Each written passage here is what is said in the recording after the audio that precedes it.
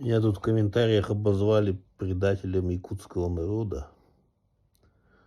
Я хочу вот сразу ответить, э, обосновать свою точку зрения, так сказать. Что есть действительно две точки зрения, которые существуют.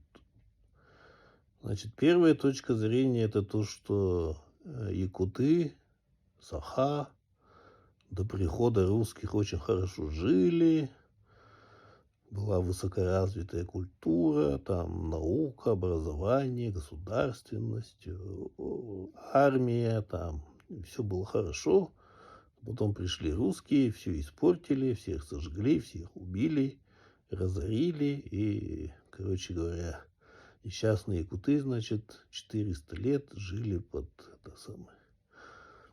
гнетом, и вот они должны освободиться, и тогда, значит, будут жить как в Арабских Эмиратах, все будут богатые, будут жить, наверное, 200 лет и купаться в алмазах. Ну, вот такая точка зрения. И она, к сожалению, имеет много своих последователей, и с 90-х годов она нам навязывалась. И среди якутов, к сожалению, есть такие люди, которые вот придерживаются вот такой идеологии. Вторая точка зрения, это которую защищал и пропагандировал мой дед Сорно Моллан, писатель, основатель якутского театра, один из основателей, создатель якутской оперы, балета первого и так далее, создатель якутского букваря, вот, и 3 больших музеев Сорно Моллан. Вот он говорил, что, и вообще эта точка зрения о том, что да, до прихода русских якуты были тюркским народом, знали металлургию, занимались скотоводством, но численность была маленькая, смертность была очень большая, медицины не было, литературы, буквы, там текст, писать книги не умели в 17 веке. Грамотности не было, читать, писать не умели. Орудия труда металлические умели делать, но очень высокая себестоимость была. Я, кстати, снимал ролик, я показывал, как древним способом из руды делали железо якуты. То есть из очень большого количества руды получался маленький кусочек железа, очень дорого, долго и так далее. Вот. И когда русские пришли, они принесли вот это дешевое железо, топоры, пилы, лопаты и так далее. И после этого у нас пошло развитие. Принесли письменность, принесли христианскую религию, принесли законы. И пошло развитие. И численность наша увеличилась, и археология это подтверждает, что якуты пошли на Вилюй, на реку Вилюй, на реку Яну, на реку Колыму, на реку Индигирку. И там основали свои поселения. И археологически это подтверждается. Потому что в Центральной Якутии они уже перестали вмещаться и шли они вместе с русскими. И таким образом вот мы заняли вот эти 3,5 миллиона квадратных километров, на которых мы сейчас своих якутских лошадей пасем.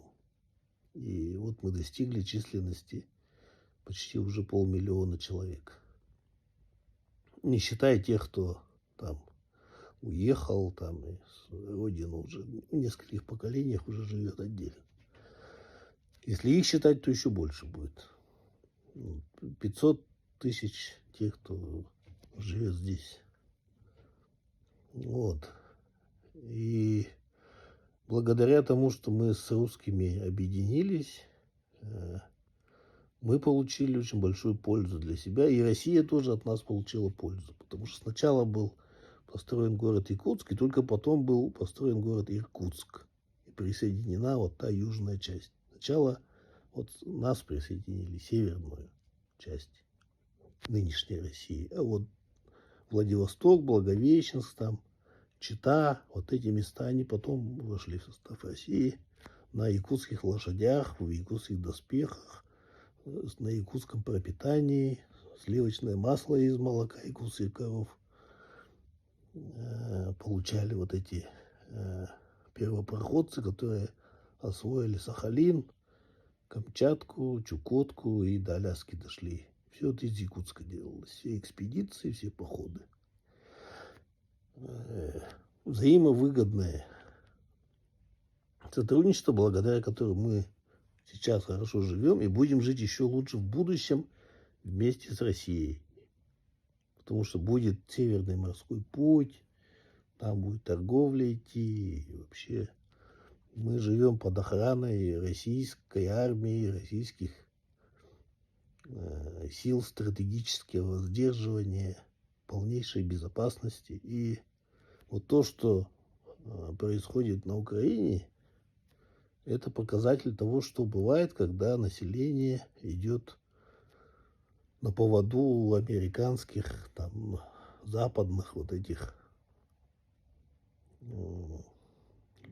обмана того, что нужно с Россией ссориться и воевать. И тогда у вас, мол, будете жить богато, счастливо, в Евросоюз, в кружевных трусиках вступите. И что они в итоге получили-то, украинцы? Они сейчас там, у них ни света, ни воды, ни канализации, ничего нету.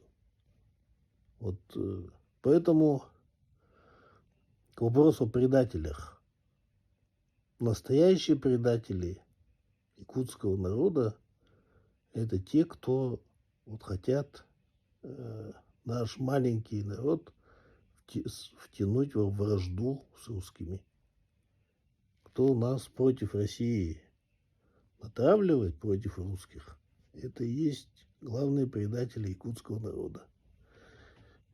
И каким бы благом они ни прикрывались, это и есть настоящие предатели. Вот. И они, конечно, будут обзывать предателями вот таких людей, как я.